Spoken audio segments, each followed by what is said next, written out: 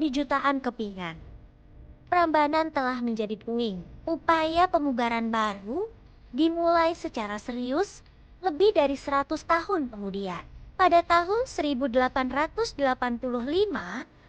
John Willem I. Jerman bersama komunitas penggiat sejarah memulai pembersihan lahan dari pasir dan semak. Upaya ini kemudian dilanjutkan pada awal abad ke-20 oleh Theodor van Er, seorang tokoh yang juga terlibat dalam Komisi Borobudur. Fase pemugaran yang lebih intensif dimulai antara tahun 1918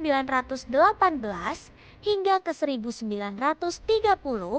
Namun, proses ini tidak luput dari kritik, terutama antara tahun 1924 sampai 1928, di mana para ahli menganggap pemugaran terlalu mementingkan aspek estetika dan daya tarik pariwisata, mengabaikan kaidah arkeologi yang ketat tentang keaslian dan rekonstruksi. Perjalanan pemugaran Prambanan adalah kisah tentang ketahanan menghadapi tantangan global. Proses ini sempat terhenti drastis akibat depresi ekonomi global yang dikenal sebagai Malaisa pada tahun 1933 dan kemudian terhenti kembali oleh pendudukan militer Jepang pada tahun ke-1942, barulah setelah kemerdekaan Indonesia. Dengan dedikasi yang tak tergoyahkan, pemugaran besar ini secara resmi diselesaikan sekitar tahun 1953 hingga ke 1954. Namun, periode antara penemuan dan pemugaran penuh adalah masa yang suram, dikenal sebagai era penjarahan. Selama hampir 200 tahun, batu-batu candi dicuri secara masif. Tujuan penjarahan ini beragam. Pejabat kolonial mengambil arca dan relief sebagai koleksi pribadi, souvenir, atau hiasan rumah. Lebih parah lagi, batu candi yang terkenal kuat dan tahan lama digunakan secara brutal sebagai bahan konstruksi untuk membangun pabrik gula, jembatan, dan bahkan jalan kereta api yang melintasi Jawa.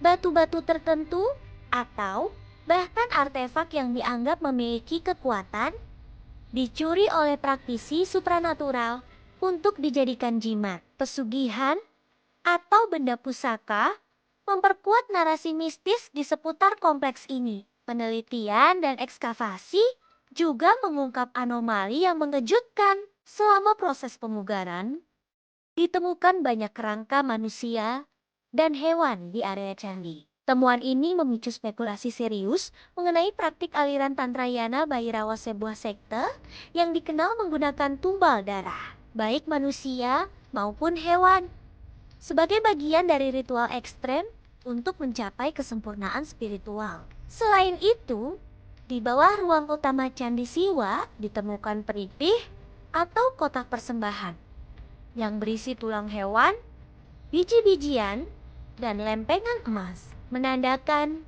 ritual persembahan untuk kemakmuran agraris. Cerita rakyat populer seperti Bandung Bondowoso dan Roro Jonggrang yang membangun 1000 candi dalam semalam diduga kuat, diperkuat, dan disebarkan pada masa kolonial. Propaganda ini mungkin bertujuan ganda, menutupi fakta sejarah pemugaran yang lambat dan sulit, sekaligus meningkatkan daya tarik pariwisata yang sensasional. Selain itu, dulu lokasi reruntuhan yang lembab adalah sarang nyamuk malaria ketika para pengunjung atau pekerja jatuh sakit.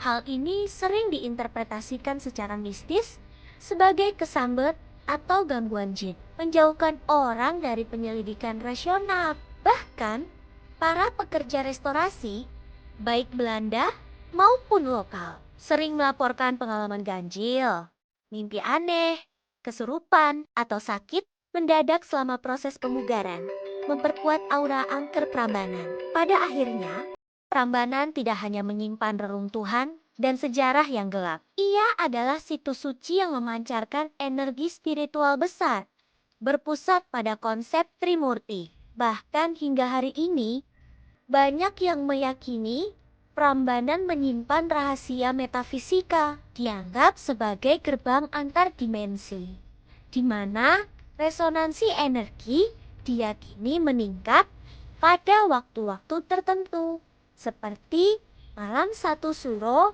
atau Jumat Kliwon. Riwayat pemugaran Candi Prambanan adalah epik tentang kebangkitan kembali dari tumpukan puing yang dijarah dan diselimuti mitos.